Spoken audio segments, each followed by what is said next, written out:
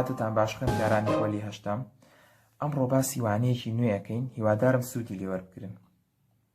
First we review something that you learn it in past years. سەرەتا باسی هەندێک شتەکەین کە خوێندووتانە لە ساڵانی پێشوە. ریڤیویەکی ئەو شتانە ئەکەینەوە. Which is rhombus کە لەوانەش چییە؟ rhombus واتە مەعین. Rhombus is quadrilateral that has 4 congruent sides. ئەو چوار لایەیە کە چوار لای کۆنگرێنتی هەیە واتە لایەکانی لەگەڵ یەکترا کۆنگرێنتن. We say that sides are congruent if they have the same length. وتمان لایەکان کۆنگرێنتە بن کاتێکە هەمان درێژیان هەیە و هەروەها کە هەر کاتێک وتمان ڕۆمبۆس تۆ پێویستە بزانی چوار لای چی هەیە؟ کۆنگرێنتی هەیە. لە هەر کاتێکە کە وتمان ئەم لایە لەگەڵ ئەم لایە یان لەگەڵ لاکانی تر هەر کامێکیان بێت وتمان کۆنگرێنتە لەبەر ئەوەی ڕۆمبۆسە تۆ پێویستە بزانیت چکە ئەوە یەکێکە لە سیفەتەکانی ڕۆمبۆس. After that we have adjacent supplementary angles. ئەو گۆشە هاوسەیانی کە ئەبن بە supplementary. We say that supplementary angles that the sum of their measures equal to 180 degrees. وتمان دوو گۆشە سەپلیمنتەری ئەبن کاتێک کە کۆی پێوانەکەیان بکاتە چەند؟ بکاتە 180 دیگری. If two angles form it on a straight line, then they are supplementary. ئەگەر دوو گۆشەمان هەبێت لەسەر یەک straight line دروست بوو بێت لەسەر یەک لاینی ڕێک ئەوە ئەبن بە supplementary. In this figure, angle 1 and angle 2 form it on a line AB. So they are supplementary.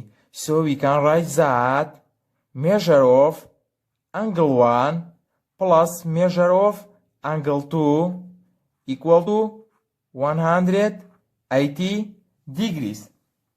کەواتە هەر کاتێک دوو گۆشەتان بینی لەسەر یەک straight line دروست بوو ئەتوانن بڵێن کۆی گۆشەکە کۆی پێوانی گۆشەکان ئەکاتە چەند 180 دیگری و پێویستە بیزانن هەر کاتێک وتمان ئەم دوو گۆشەیە لەسەر ئەم لاینن کەواتە ئەم خاصیەتیان هەیە پێویستە یەکسەر بیزانن بەبێ ئەوەی باسی بکەینەوە ئاگادار بن.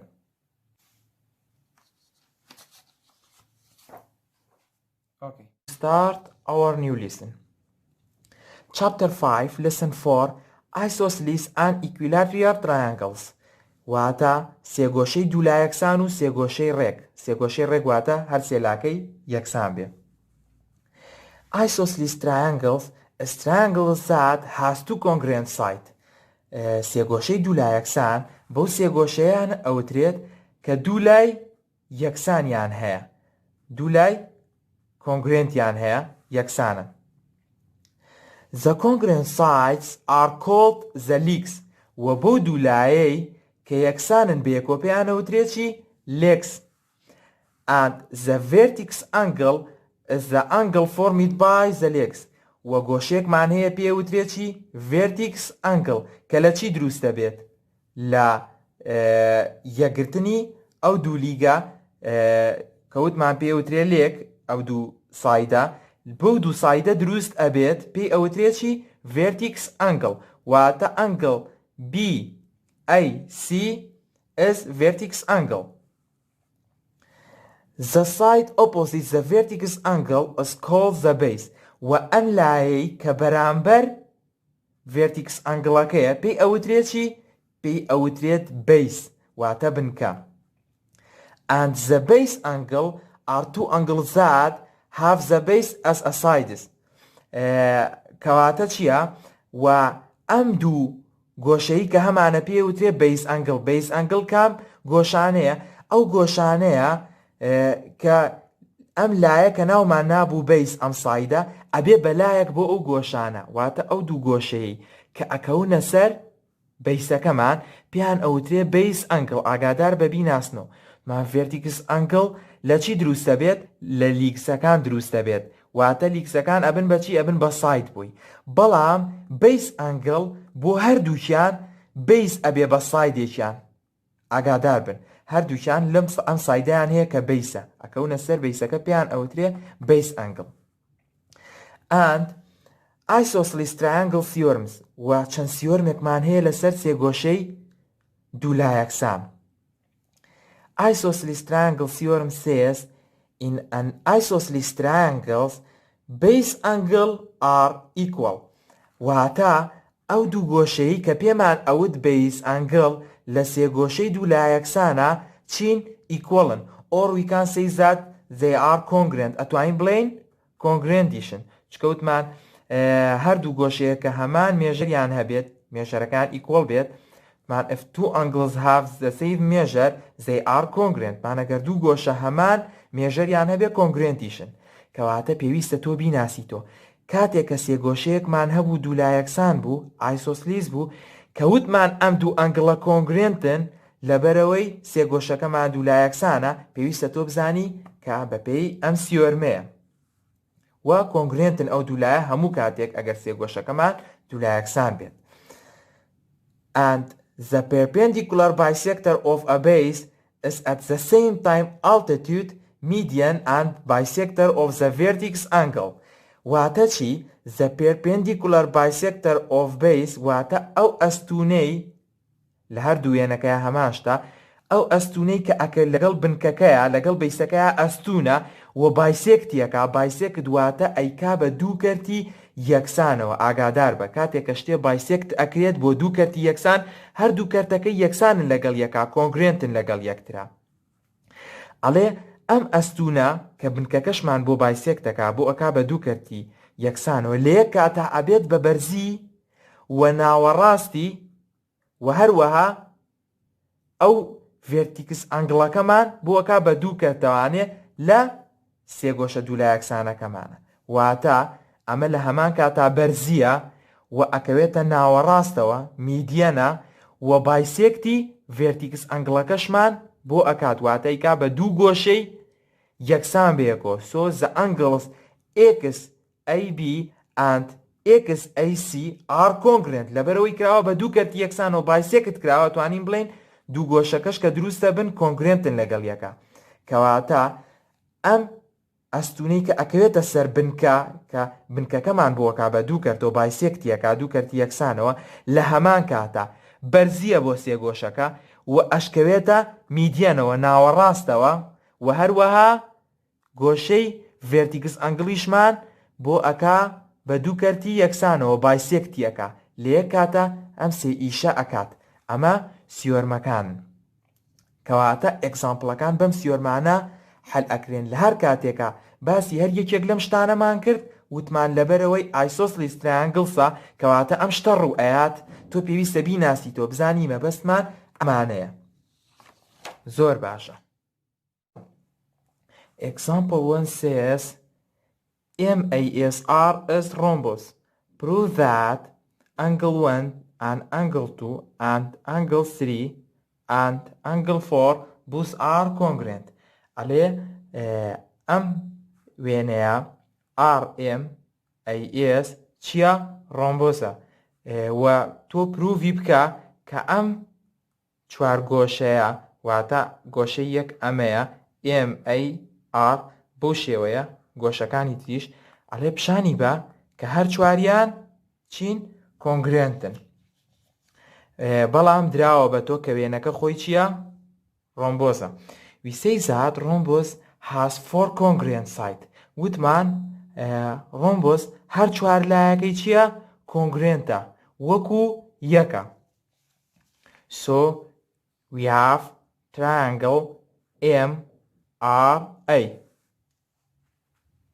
Triangle MRA.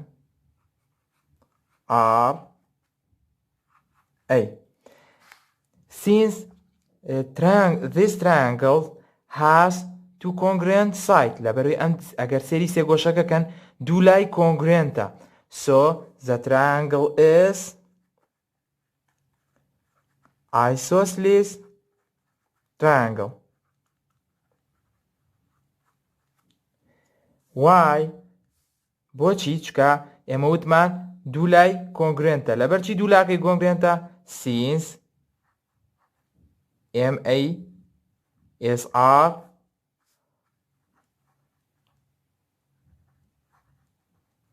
ڕۆمبۆسەکە لەبەرەوەی کە ئەمە ڕۆمبۆسە کەواتە توانین بڵین ئەو دوولایەی کۆنگرێنتە. So we have angle 1 and angle 2 are congruent. Angle 1 and angle 4 are congruent. کەواتە گۆشەی یەک لەگەڵ گۆشەی چوارە کۆنگرێنتە. چۆن نەزانین کۆنگرێنتە؟ since MRA is isosceles triangle لەبەرەوەی ئەم سێگۆشەیە چییە؟ سێگۆشەی دوولا یەکسانە. کە سێگۆشەی دوولا یەکسان بێ بەیس ئەنگڵەکان وتمان چییە بە پێی سیۆرمی یەکەم؟ so by base angle theorem angle 1 and angle 4 are congruent. کەواتە بەپێی base angle theorem کە ئەیوو base angle are equal. ئەیوو بەیسەکان ئەگەر تۆ سەلمان دێک کە سێگۆشەکە و isosceles triangle کەواتە توانی ڕاستەوخۆ بڵێ بەیسەکانمان کۆنگرێنتن بەیس ئەنگڵەکانمان. بۆچی؟ لەبەرەوەی بەپێی سیۆرم ئەگەر سێگۆشەکە و دوولا یەکسان بێ کۆنگرێنتە. و بە هەمان شێوە ئەگەر سیر بکەین we have triangle S R A is isosceles triangle. Why? Since MA is R is rhombus. وتمان لەبەر ئەوەی کە وێنەکەمان ڕۆمبۆسە کەواتە هەموو لایەکانی کۆنگرێنتە کەواتە ئەم دوو لایەش کۆنگرێنتە لەم سێگۆشەیە. کەواتە ئەتوانین بڵێن چی؟ angle 2 and angle 3 are congruent. کەواتە ئەتوانین بڵێن کۆنگرێنتە بەپێی چ شتێک؟ by base angle theorem. کە سیۆرمی یەکەم بوو ئەگەر بیرتان مابێت. ئەتوانن هۆکارەکان بەم شێوەیە لەناو دوو براکێتدا دانێن بۆی کە تێکەڵ بە وەڵامەکان نەبێ هۆکارەکان. And we know that the side MA equal to side AS and the side MR equal to side RS. Why? Since MASR is rhombus. لەبەر چی چۆن زانیمان ئەم لایەنە کۆنگرێنتن لەگەڵ یەکە؟ لەبەرەوەی وتمان ڕۆمبۆس هەموو لایەکانی کۆنگرێنتە. باشە ئەگەر ئەم دوو لایەش کۆنگرێنتن و ئەم دوو لایەش ئەگەر سیر بکەین ئاوا چیمان بۆ دروستە بێت و هەروەها ئاواش چیمان بۆ دروستە بێت؟ سیر بکەین isosceles triangle مان بۆ دروستە بێت. باشە ئەم هێڵە ئەبێ بەچی بۆ isosceles مادەم کە زانیمان ئەمە isosceles triangle کەواتە ئەم لایە ئەبێ ئەم سایدا ئەبێ بەچی یا ئەم پێرپێندیکولەرە ئەبێ بەچی ئەم ستونەی سەر ئەم لاینە ئەبێ بەچی؟ کەواتە وتمان چییە؟ وتمان بەپێی سیۆرمی دووەم perpendicular bisector of base وتمان بەیسەکەمان بۆکا بە دوو کردەوە. ئەمە لە یەک کاتا سێ ئیشە کرد. ئێمە تەنها ئێستا ئەم ئیشیان باسەکەین کە لە سیۆرمی دووەما هەیە و هەروەها بەم شێوەیەش ئەگەر سیر بکەین لەم لایەشەوە چییە؟ هەر isosceles triangle مان هەیە و ئەمەش بووە بە perpendicular bisectorەکەی کە بەیسەکەمان بۆ bisect دەکات. کەواتە ئەگەر سیر بکەین لە هەردوو لایەکەوە ئەتوانین بڵین MS bisect کراوە لەلایەن کێوە؟ لەلایەن ARەوە. کەواتە AR چی کردووە؟ bisecتی MSی کردووە. S bisector of MS بە پێی چ شتێک گوتمان بە پێی سیۆرمی دووەم کە چی بوو perpendicular bisector theorem بوو. ئەگەر سیرکەن باجارێکی تر بیڵێمەوانێ ئەمەی گرنگە کە بیزانن وتمان لەبەرەوەی ئەم لایە یەکسانن ئەم لایە لەگەڵ ئەم لایە یەکسانە کەواتە ئەمە چییە isosceles triangle سێگۆشەی دوولا یەکسانە وتمان ئەم هێڵەی کە ئەکەوێتە ناوەڕاستەوە چیمان بۆکات وتمان the perpendicular bisector of base وتمان بیسەکەمان بۆ چی لێکا بایسێکتەکە و هەروەها بە هەمان شێوە لەم دیویشۆ لەبەرەوەی ئەم دوولایە یەکسانن ئەمەش سێگۆشەیەکی دوولا یەکسانە کەواتە ئەم لاینە لەم دیویشۆ هەر MS بایسێکت کردووە کەواتە ئەتوانین بڵین هەموو AR بەو شێوەیە MS بایسێکتەکە بەم شێوەیە زانیمان کە ئەم لاینە ئەمەی بایسێکت کردووە و هەروەها AR is bisector of or bisect or we can say that bisect angle MAS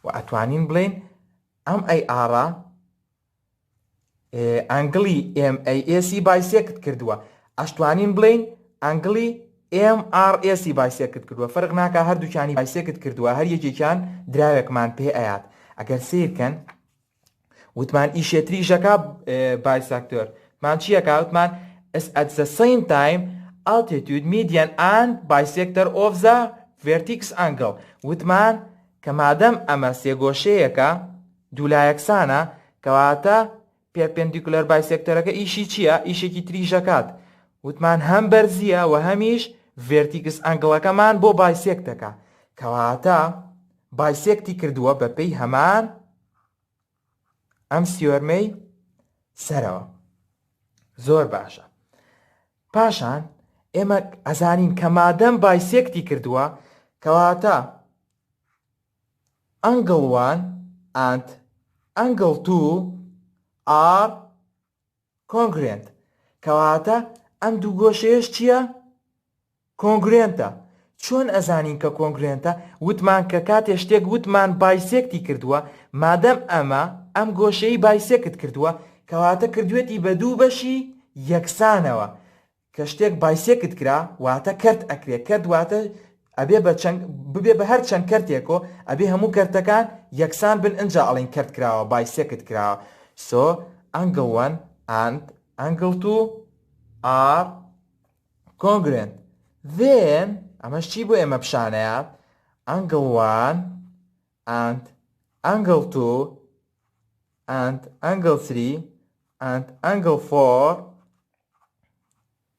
both are congruent ئەمەش ئەوە بۆ ئێمە پیشانەیە کە هەر چواریان کۆنگرێنتن چۆن ئێمە وتمان یەک لەگەڵ چوارە کۆنگرێنتە یەک لەگەڵ چوارە و وتمان دووش لەگەڵ سێیا کۆنگرێنتە و ئێستا سلمان دوومانە کە یەک و دووش کۆنگرێنتن کەواتە هەر چواریان کۆنگرێنتە بن ئێمە ئەگەر چوار شتمان هەبێ ئاگادار بە مەبەستمان ئەوەیە ئەگەر ئێمە بزانین دوو شتیان بەقەدەر یەکە کۆنگرێنتە و دوانی کەشیان هەر بەقەدەر یەکە ئەی باش ئێمە گەر بزانین ئەم دوانەش هەر بەقەدەر یەکن کەواتە هەر چواریان وەکو یەک دەرئەچن تێگەن لەم قسەیە ئێمە وتمان یەک و چوار کۆنگرێنتە بەپێی ئەوەی کە بەم شێوەیە isosceles triangle بوو و هەروەها وتمان دوو سێش کۆنگرێنتە لەبەرەوەی ئەمەش isosceles triangle بوو بەپێی سیۆرمی بەیس ئەنگڵ ئێستش کە سەلمان دوومانە یەک و دووش کۆنگرێنتن کەواتە کە یەک و دووش کۆنگرێنت بن هەر چواریان ئەبەستێتەوە بە یەک و هەر چواریان ئەبن بە کۆنگرێنت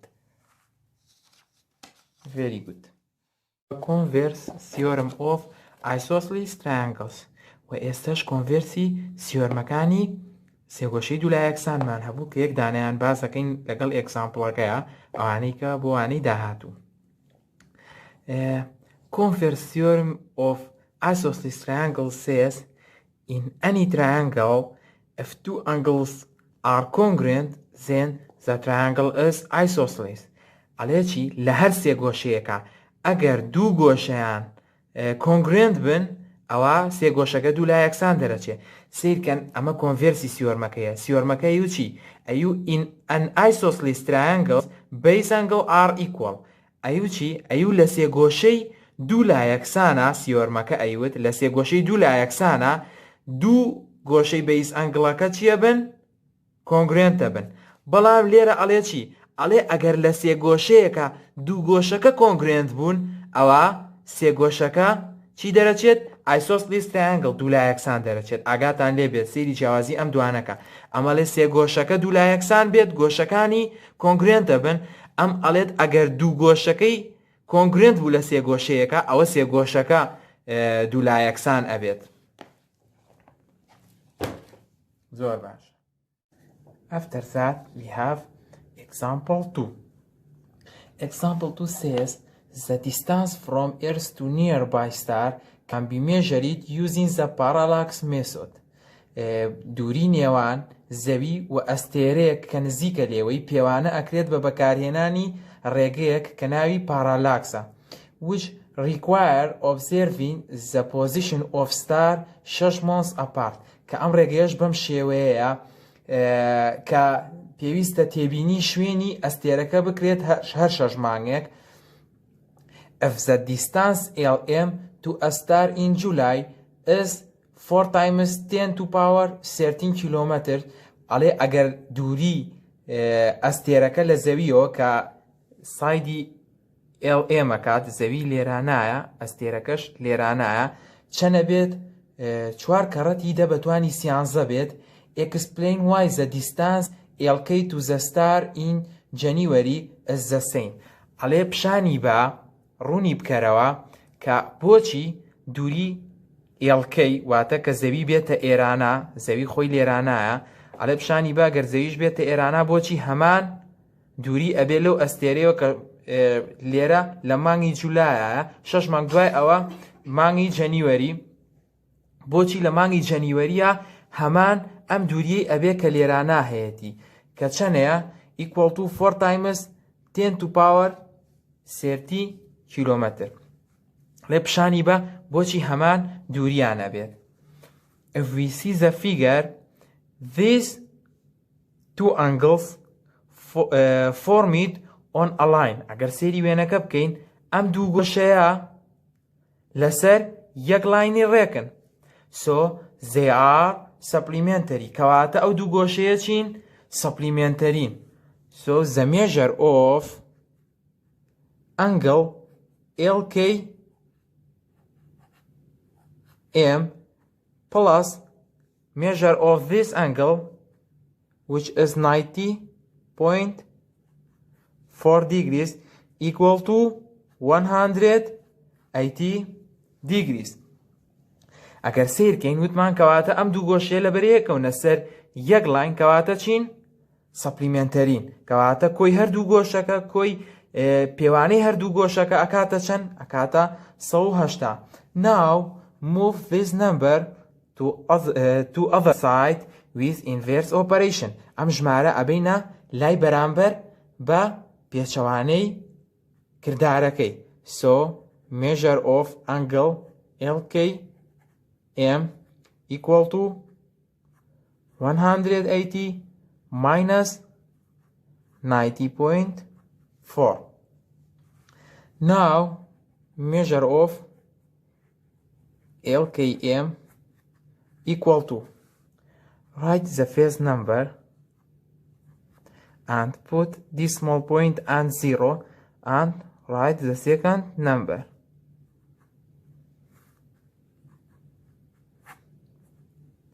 Now we have 0 minus 4. We can't do it. ناتوانین ئەمە بکەین. So we have to borrow from the 8.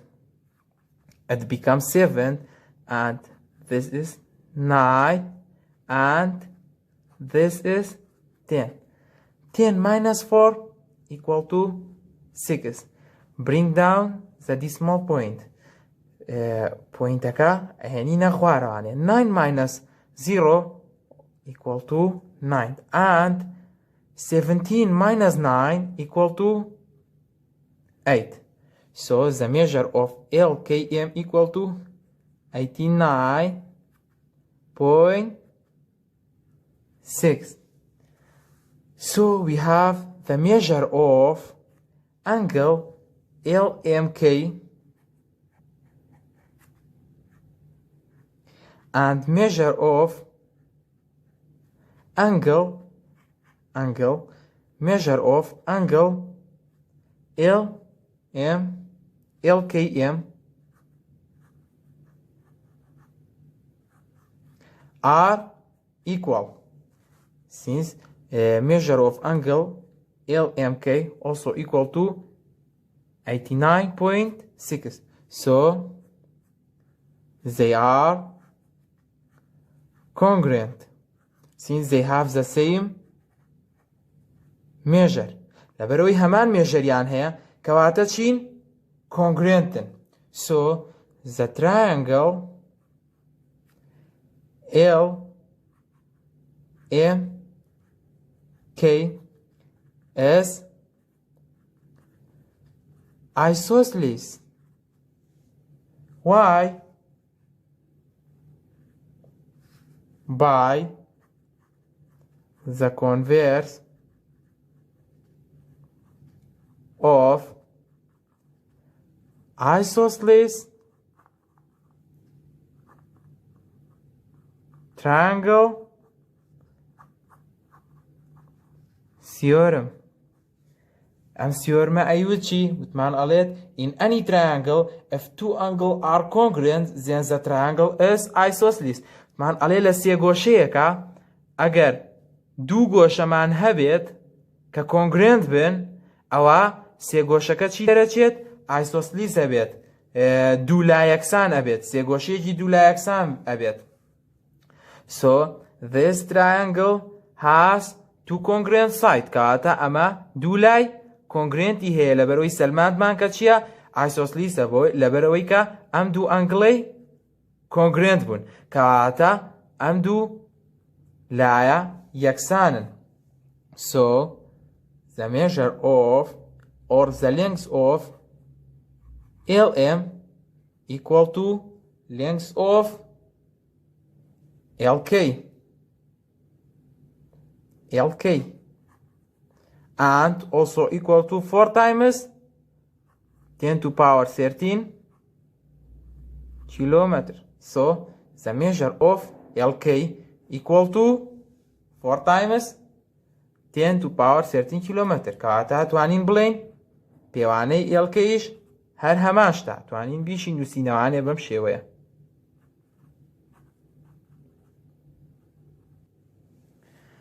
و هەروەها ئەو سێ سیۆرمەی تر کەوتمان ئەبێ بە کۆنڤێرس بۆ سیۆرمی isosceles triangles و لەگەڵ ئەو سیۆرمانەی کە لەسەر equilateral triangleن بۆ وانەی داهاتووتان.